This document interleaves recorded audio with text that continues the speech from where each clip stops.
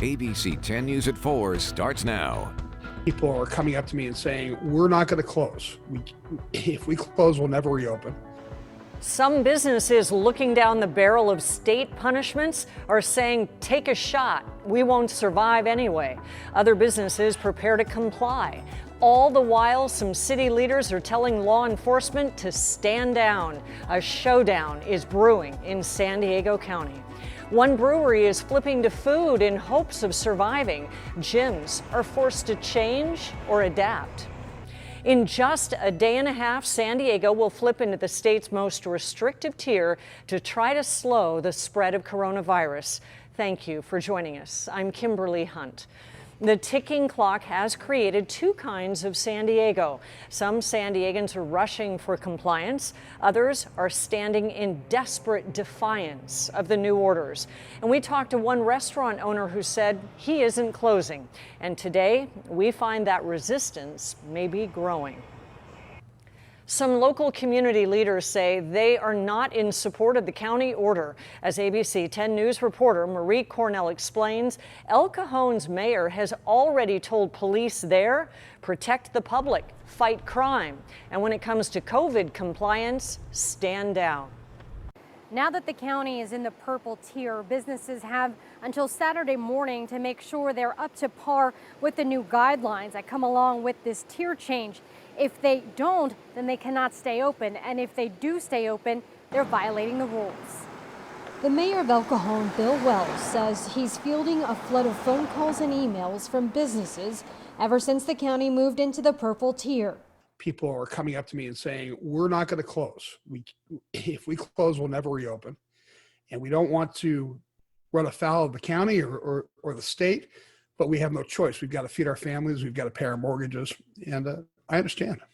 Since the pandemic started, the El Cajon City Police Department has already been told to categorize COVID-19 related enforcement calls as a low priority. And Mayor Wells says that approach will not change this weekend. If somebody called and said that there was a nail salon open or a hair cutting place open, we're not going to go shut them down. Now, we reserve the right to continue to do some enforcement if we need to. If you don't like the fact that there's a business open, don't go in there. That's fine. You don't have to go in. Don't give in to the temptation to try to control other people's behavior. And especially if you do, then do it in a civil and polite way. Though he says he understands the concern about the increase in COVID-19 cases, Mayor Wells says he believes the attempt to control the spread of the coronavirus shouldn't be handled like this. As far as I know, we have never shut down the entire economy. All of the restrictions will go into effect at 12:01 Saturday morning. Reporting outside the county admin building, Marie Cornell, ABC 10 News. If outdoors the new norm, then let's do an outdoor and let's kick on him. Meantime, a San Diego craft brewer hit hard by the pandemic is taking the rare step of opening a restaurant as we enter the purple tier. ABC 10 News reporter John Horn explains how the owner had to pivot to make it happen. I mean, it's terrible. Dennis O'Connor says the pandemic hurt his craft brewing operation the moment the first shutdown kicked in. It wasn't so much nobody was coming in, but you also lost all those bars and restaurants who were buying your product. Not to mention, the price of cans increased, hitting Thorn Brewing's distribution. Thorn operates 3 locations in San Diego County, at least one of which will likely have to shut down as the region enters the most restrictive purple tier, outlawing indoor dining. We are nowhere near thriving. It's survival at best. But O'Connor has a new tool for survival. Connected to Thorn Brewing's Barrio Logan location is a new full-service distillery and wood-fired pizza restaurant the brewery finished in March but never opened. It was pretty much just a big blank warehouse. And so we put in the walls, we brought in all the power utilities. I mean, it was a massive project. While the interior can't open, Thorn is converting the restaurant's outdoor patio into its own barbecue eatery with a bar in the back called Side Yard Barbecue by Hot Mess. It'll seat 84 people. If outdoors the new norm, then let's do an outdoor and let's kick on it. Let's not put it in the street. Let's not put it in a barn tent. Like, let's do something special. O'Connor says the new barbecue can hopefully get Thorn and its now limited staff. When this ends, I hope that we're here. through the pandemic. John Horn, ABC 10 News. And the barbecue is opening to the public next Thursday, November 19th. For more stories on how San Diego businesses are surviving the pandemic, just visit 10news.com/rebound. And 24 Hour Fitness says it's ready to move some San Diego gyms outside. The district manager says 7 locations are moving equipment outdoors, and less than 60 guests will be welcomed at any one time. Each gym will take 90-minute workout reservations. California just became the second state to record 1 million coronavirus infections. Texas hit that mark earlier this week. Meantime, Chicago just issued a stay-at-home advisory, calling it a critical point in the second surge.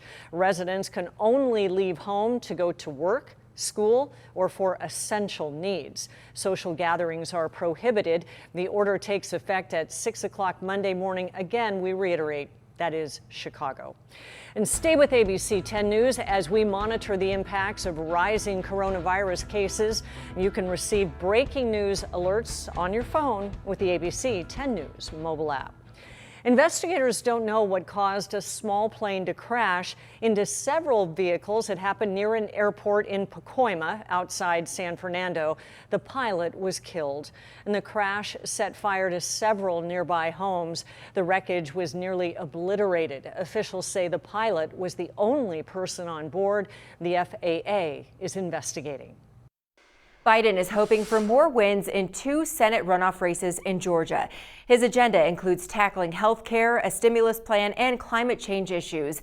Getting what he wants will be much easier if Democrats take control of the Senate. Our Maya Rodriguez is in Atlanta, where people know they're in for a politically bumpy couple of months.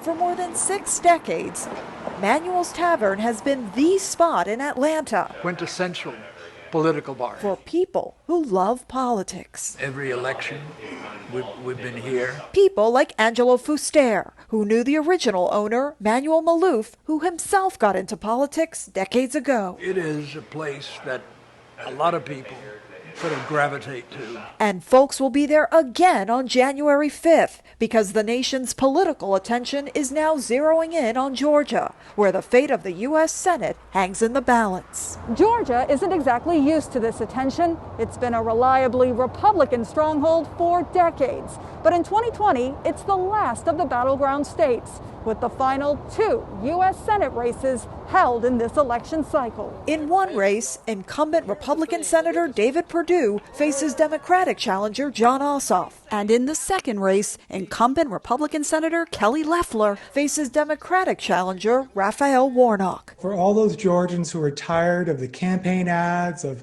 their mailboxes being flooded with advertisements from campaigns as well, get used to it. Bernard Fraga is an associate professor of political science at Emory University in Atlanta. We're going to have another 2 months of both sides, the Democratic and Republican candidates, but also the national parties, nonprofit organizations, mobilization groups, working their hardest to make sure that their campaigns win and that voters are active and engaged. It's gonna be bananas. Craig Eberhardt is with Men of Higher Standards, a nonpartisan African-American men's group focusing on voter registration in Georgia, where people can still register through the first week of December. The group shared these photos with us of some of their voter registration efforts from prior to the November election. For the forthcoming future, Georgia is gonna be one of those states that you can't take for granted, you don't have in your back pocket. You're going to have to work to get the vote of the people in Georgia. Back at Manuel's Tavern, We don't have a real good record of turning out for runoffs. Angelo Fuster wonders if this time might be different. I think that there's that energy. Because the sun hasn't set on the 2020 elections quite yet. In Atlanta, I'm Maya Rodriguez.